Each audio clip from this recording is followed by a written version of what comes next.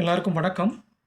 எகிப்தில் ஒரு 2000 ஆண்டுகளுக்கு முற்பட்ட தமிழ் பிராமி எழுத்துக்கள் கொண்ட ஒரு கல்வெட்டு கிடைக்கப்பெற்றிருக்கு. கிட்டத்தட்ட பல நூற்றாண்டு காலமாக இந்த கல்வெட்டு யாருமே கவனிக்கப்படாத நிலையில் அது இருந்திருக்கு. வெளிநாட்டைச் சேர்ந்த சுவிட்சர்லாந்தைச் சேர்ந்த வரலாற்று ஆசிரியர்கள் இந்த கல்வெட்டை கண்டுபிடிச்சிருக்காங்க. இதில் தமிழ் பிராமி எழுத்தில் என்ன எழுதியிருக்கு அப்படின்னா, சிகை கொற்றன் அப்படிங்கிற வார்த்தை அதில் பதியப்பட்டிருக்கு. இது தவிர வேறும் சில பேர்களும் அதில் இருக்கிறத நம்ம பார்க்க முடியுது. இந்த சிகை கொற்றன் அப்படிங்கிறது மன்னர் இல்லைனா ஒரு வணிகர் பெயரை குறிக்கலாம் அப்படிங்கிற மாதிரி சொல்கிறாங்க.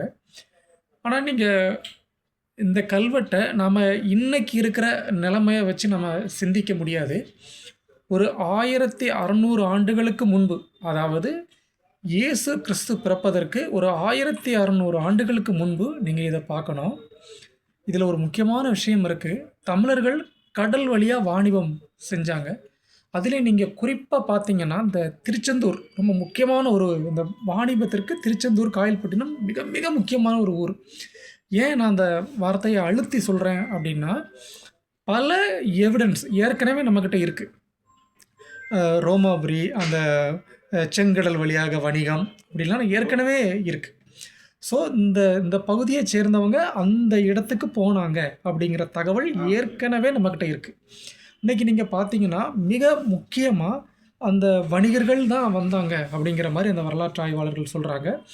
இருந்த போதிலும் அவர்கள் தனிப்பட்ட முறையில் ஒரு வணிகர்களாக இருப்பாங்களா அப்படிங்கிறத நான் கொஞ்சம் அந்த கருத்தில் நான் என்ன நினைக்கிறேன் அப்படின்னா, அவங்க மன்னர்களுக்கு ரொம்ப நெருக்கமானவங்களாக இருந்திருப்பாங்க அப்படிங்கிறது தான் என்னுடைய கருத்து. ஏன்னா அதில் சிகை கொற்றன் அப்படிங்கிற வார்த்தை தான் அதில் இருக்குது.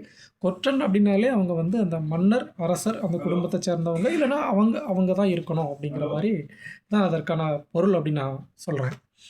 இதில் ரொம்ப ரொம்ப ரொம்ப இதில் நம்ம பார்க்க வேண்டிய ஒரு விஷயம் எப்படின்னா, அந்த கல்வெட்டு இருந்த இடம், அந்த கல்வெட்டு அந்த எகிப்தில் மிக முக்கியமான அந்த மன்னர்கள் புதைக்கப்பட்ட கல்லறை, அந்த இடத்துல தான் அந்த கல்வெட்டு கிடைக்கிது.